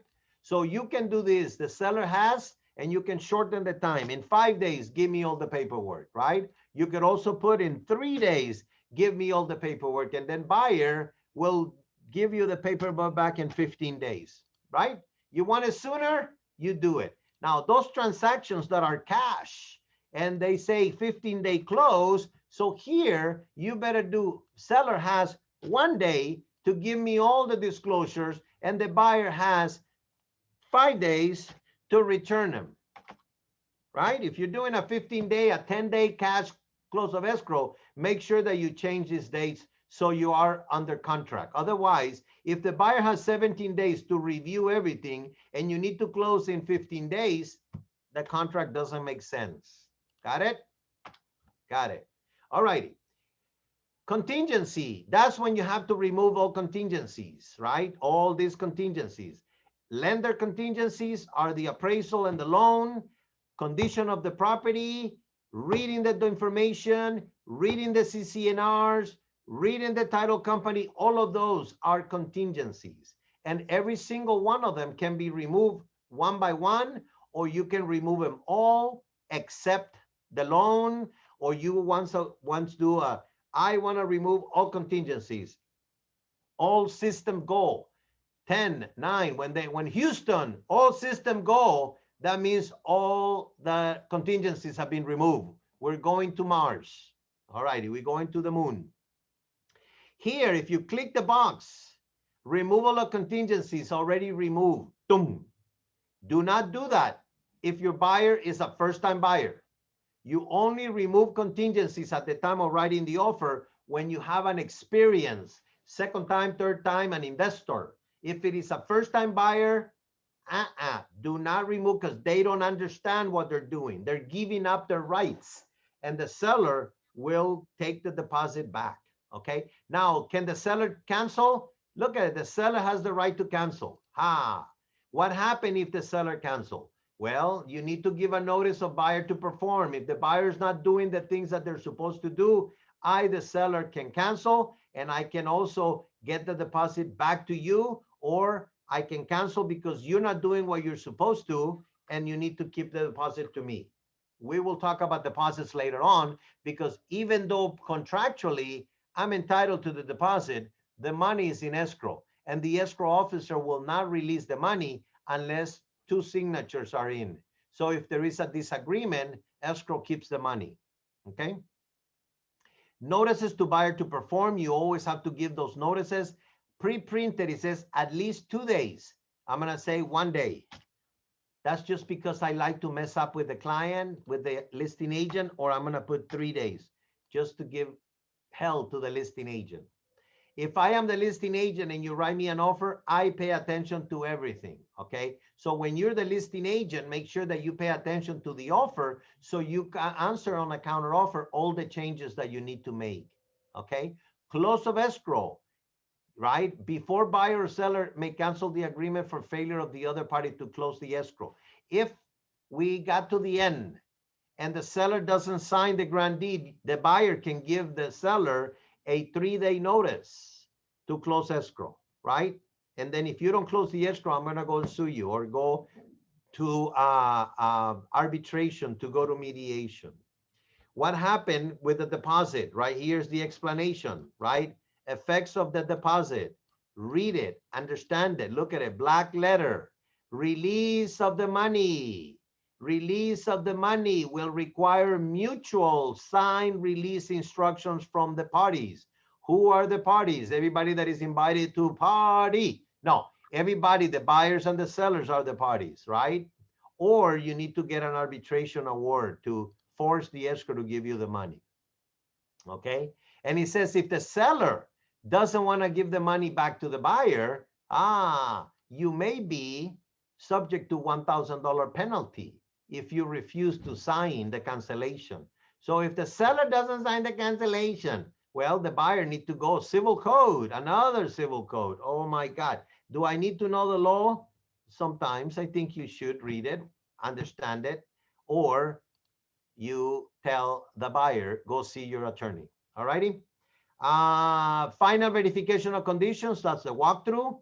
Repairs, in the event that the seller is doing repair, you use the walkthrough to check, make sure that the repairs are done by licensed people and that you get copies of the invoices. Get the copies of the invoice. That way, in the event that that repair breaks again, you have somebody to go after. Okay? Prorations of property taxes. The escrow company is going to read this contract and do that. Compensation, commission, who's getting paid, right there. And then duty, read it. This is your job, Mr. Agent. This is your job. In the event that the buyer or seller desire legal or tax, they better go and talk to the legal and tax. If they need insurance information, how much shall I insure this house? I don't know. Talk to your insurance agent. I don't have an insurance agent. Good. Let me give you the name of one or two. These are the people that I use. Get a quote. Open up escrow, get a quote immediately. And then tell the escrow company who is your escrow officer. Who is your insurance agent. If it is a corporation, make sure that there is a human being signing who is the representative of that location, and they have to be a form. All these contracts become a joint escrow instruction. Okay, so the escrow listen to this contract and they do whatever they have to do based on whatever is writing. Oh, we want to close escrow sooner. I don't care. The escrow says no, it says over here. Oh, but we want to. Okay, let me ask the other party. Oh, we can. Then they do an amendment and then they change the escrow date. Oh, we cannot close on time. Extend it. Buyer and seller agree to extend. Then sign the paper, right? A copy of this agreement goes to the escrow company. Remedies, in the event that we fighting, what happened to the deposit? The deposit based on the civil code, right? Liquidated damage. So it says, in the event that buyer failed to purchase, Mr. Seller, you can keep my deposit. And I initial right here. And there is a form. So if the seller signed here, this is a paragraph that is of importance. Can you imagine? There is a signature and a signature. Oh, I didn't know. Come on, you already initialed, so you should have read it and understand it. You as an agent should read it and understand it. That this is by law, okay? You are initialing here, initialing there. You are not going to sue people. You are going to follow this paragraph. In the event of a dispute, that means we have a fight. This is how we're going to solve the fight. Like when you go to boxing, you cannot hit it under the belly, right? So those are the rules. So here are the rules of the dispute. If we have a fight, we go to mediation. Who pays for the mediation? The person that wants to mediate. Oh, I want to fight. Well, then go to hire a mediator, and then usually the mediation gets paid 50-50. I don't care. Oh, you don't care about the mediation? Then I go to arbitration. This one, who pays for the arbitration? Whoever is fighting, whoever has a claim will hire an arbitration, and sometimes there's going to be a bill, and sometimes it's going to be like a rendering, a judgment of the arbitrator. That is legal, and they can take that legal arbitration to the court, file it, and it'll be a judgment against you, okay? Big letters. If you initial here, Mr. Buyer, if you initial here, Mr. Seller, you understand the rules of the fight. Yes, ding, ding, and go fight, okay? Additional mediation arbitration, of course, if this is a probate or a trust, you cannot go to arbitration, okay? You have to go to court and solve it. If it's a bankruptcy, you have to go to the bankruptcy judge, okay? So selection of the services, escrow, title, whatever, between buyer and sellers. They are the ones selecting. Brokers do not guarantee the performance of any of those vendors. Multiple listing service, we are gonna put the property on the MLS and tell the world what it's sold for. In the event that people hire attorneys, if there is a fight, attorneys' fees go to the winning party. Assignments, this is not to be assigned, but in the event that you're bringing another person to the transaction, you will be assigning portions of the sale. Equal housing opportunity, we already talked a lot. We already beat the horse. No discrimination. Terms and conditions of the offer, this is in writing. Everything that is in the offer is the only agreement. Time is of the essence. Excuse me. Time is of the essence.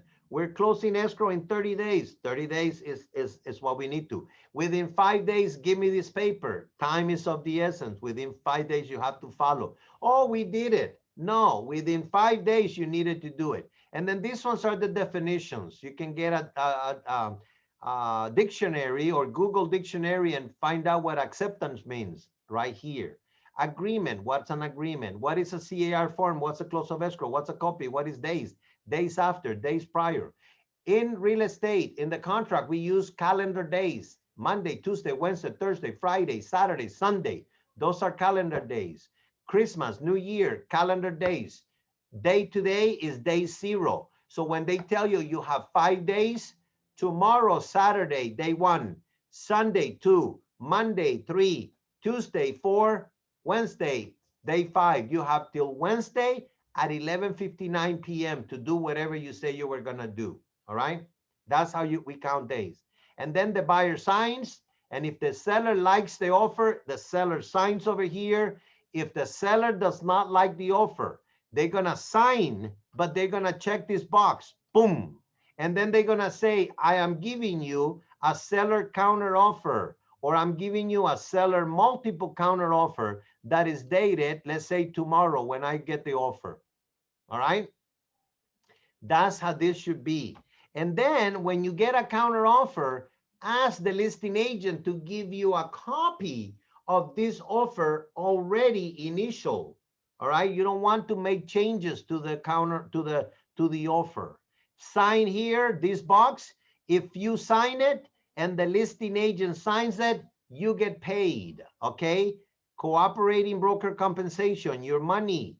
Make sure that the other agent sign here. If the other agent doesn't sign, you are putting your salary, your commission at risk. Escrow holder, when you take the money to escrow, or when the escrow gets a copy of this, they're gonna sign here and they're gonna tell you how much money the buyer put in the deposit. In the event that the offer gets presented and they reject it, make sure that the seller initial this, and the day that the seller initial, I don't want your stupid offer.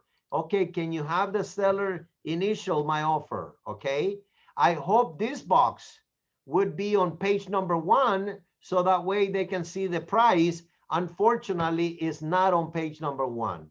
And then here, the listing agent can tell you what day they presented the offer. And they say, did you present my offer? Yes. And you can say, can you please send me page number 10 with your initials that you presented the offer on the 10.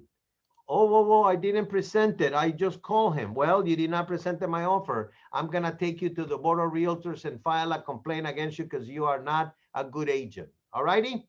So I am going to go and not share, get out of my screen. If you're still awake, if you were following, please let me know, what are your questions? Somebody was laughing at my comment, so that is nice. Are you awake? Welcome, Pam. Vivian, any question? Yes. What's the question?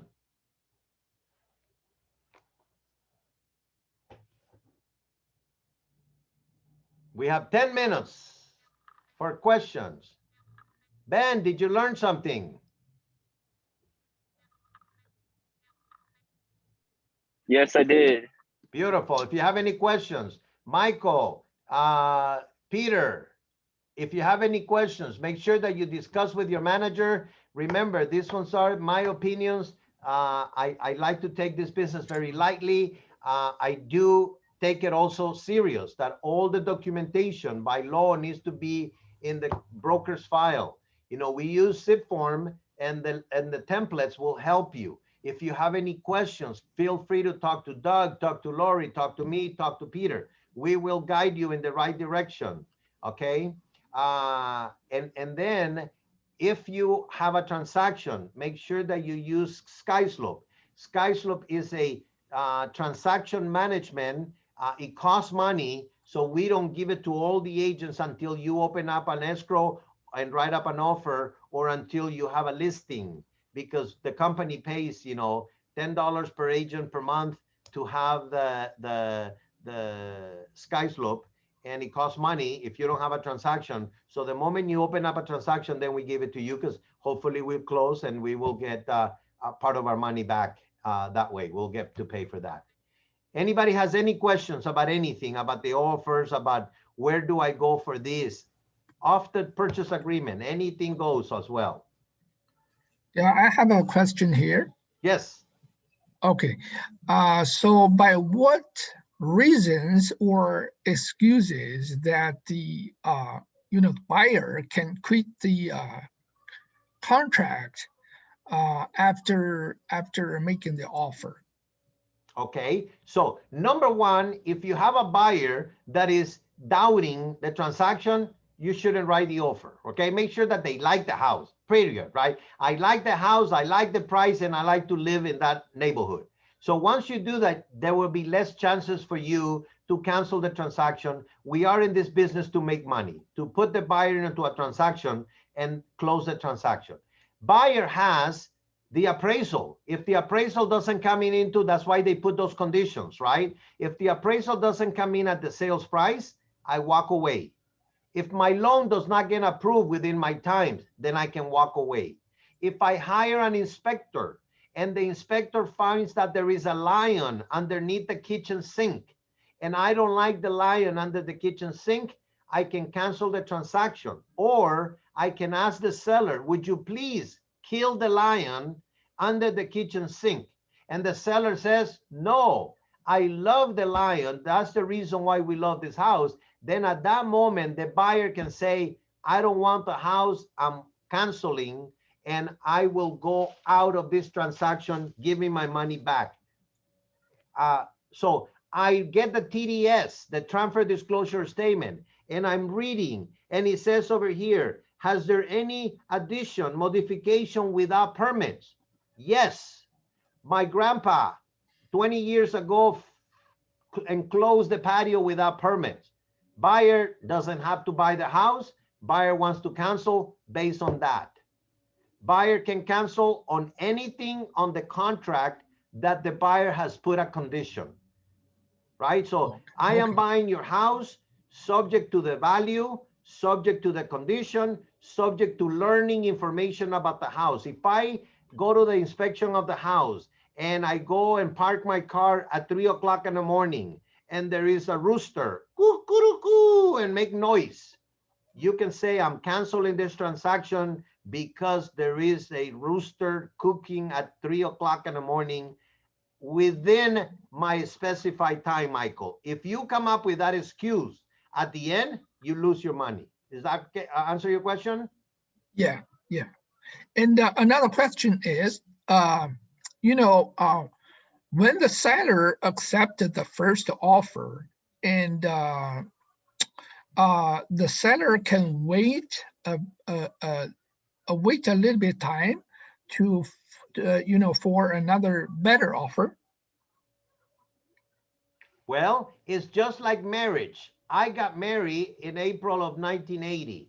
If I waited after I'm married, I cannot marry another lady. It's called bigamy. It's against the law in most countries, right? So once I accept an offer, even if I see a more pretty woman than my wife, I cannot go and marry that woman until I get a divorce.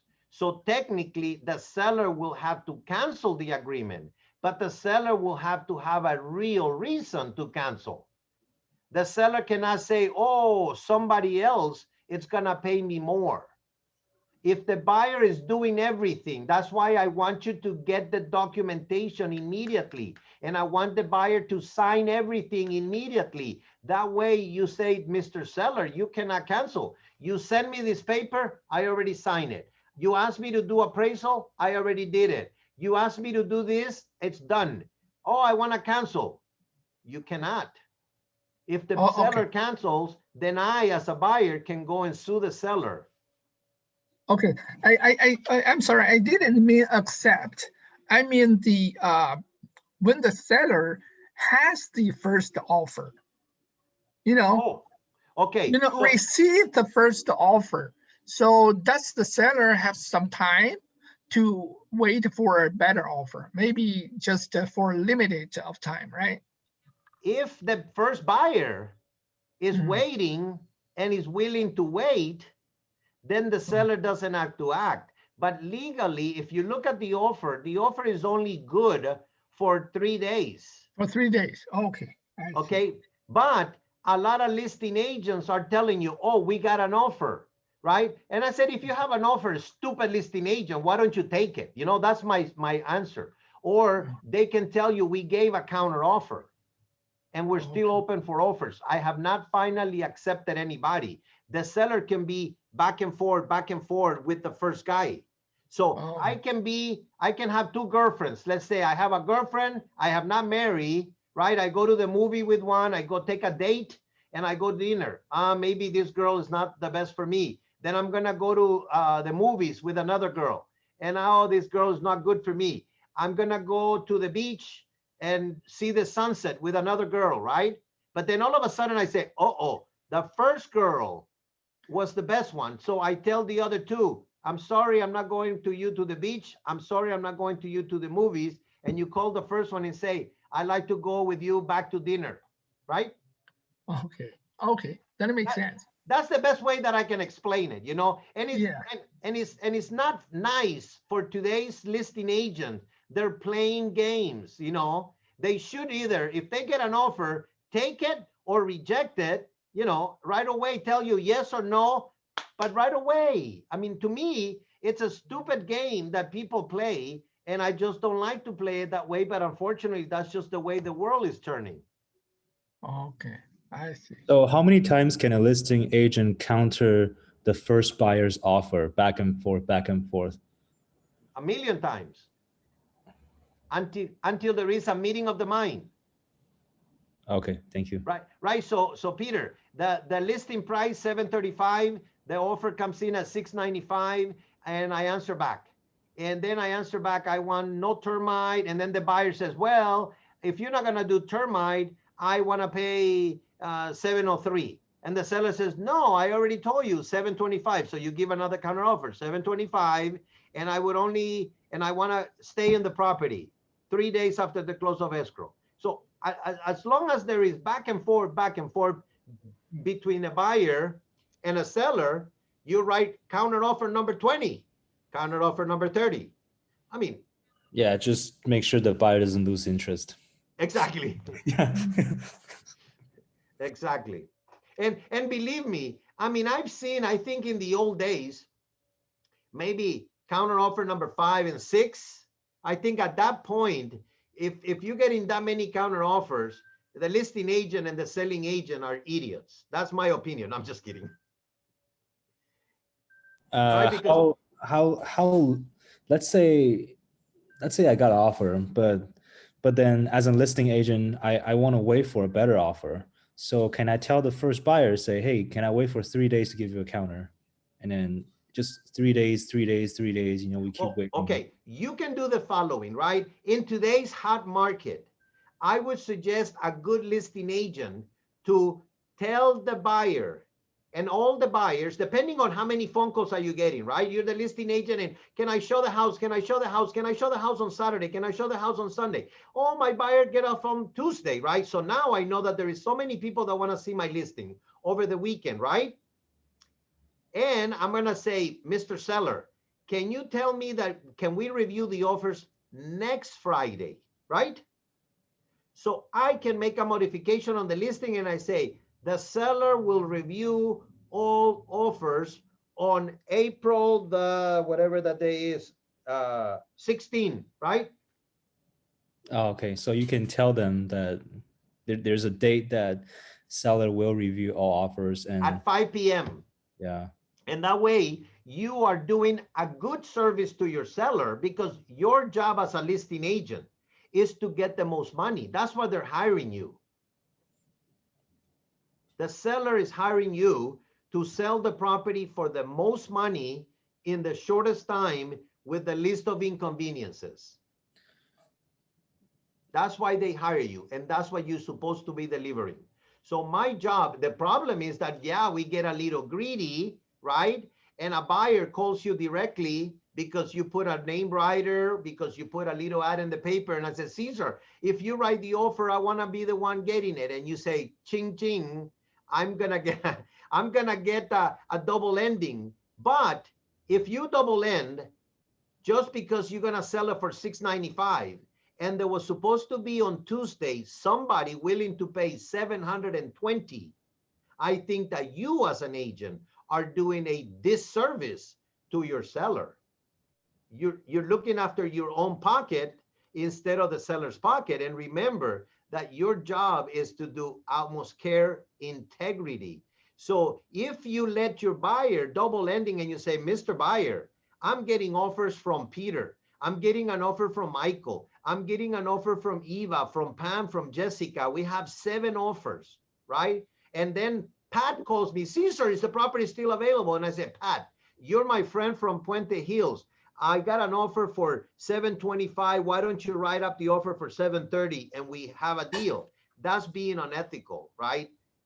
Yeah, you can't disclose the other Exactly. offers price. Right. So you should be able to say, you know what? I've got a lot of offers. I got 2 or 3 that are over the asking price. If your buyer wants it, make sure that they pay as much as they can afford, right? And I have another question, last question. Is all cash really the king? Or let's say, and there's a loan situation, but that loan is giving more, but then 80% is loan, or 60% is loan. It's very tricky. How do you believe that it's good? Well, because all the transactions, Peter, are subject to loan approval, right? So imagine I have cash. You give me your statement that you have cash at the E-Trade. I have money. I'm going to sell my stock, and I'm going to buy your house, and I have cash in the bank.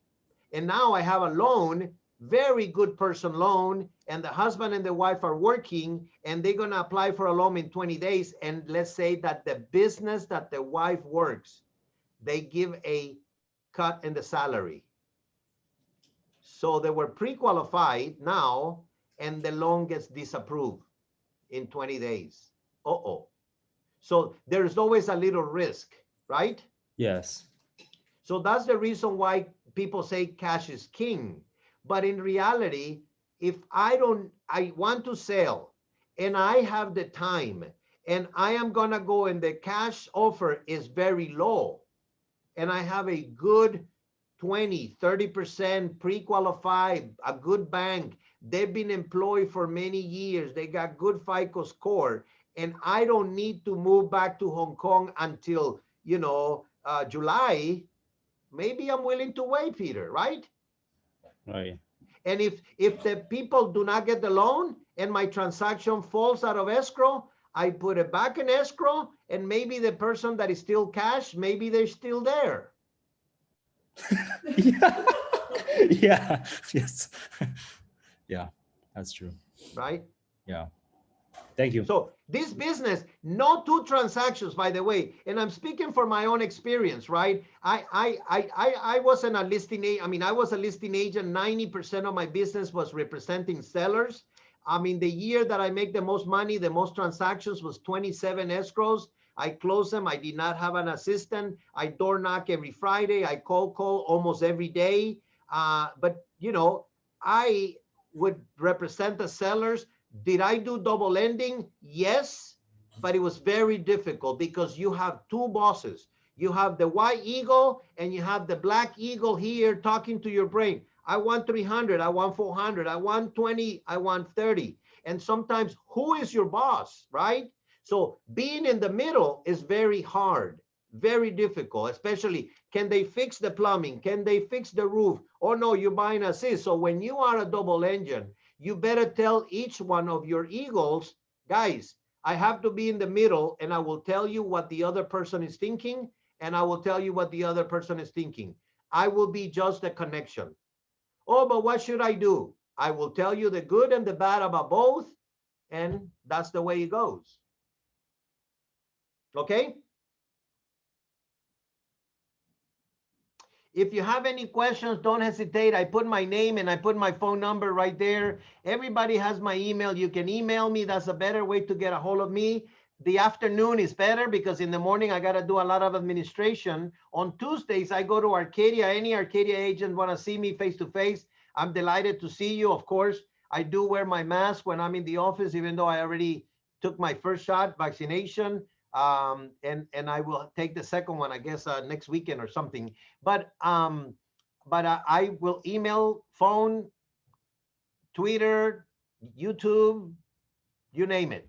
WeChat, I'm having trouble because too many people write to me in Chinese and I don't understand it. Have a beautiful weekend. I hope you learned something. If you have anything you want to learn, any subject, just shoot me an email and I'll try to, it was very nice that we discussed offers, you know, maybe we ought to do just a conversation of what do I do here? What do I do here? They gave me this counter offer. How can we make a better offer? Write an offer based on your buyers, not based on the seller. All right. Thank you. Have a wonderful weekend. See you then. Thank you, Caesar. Take care. Bye-bye. Right.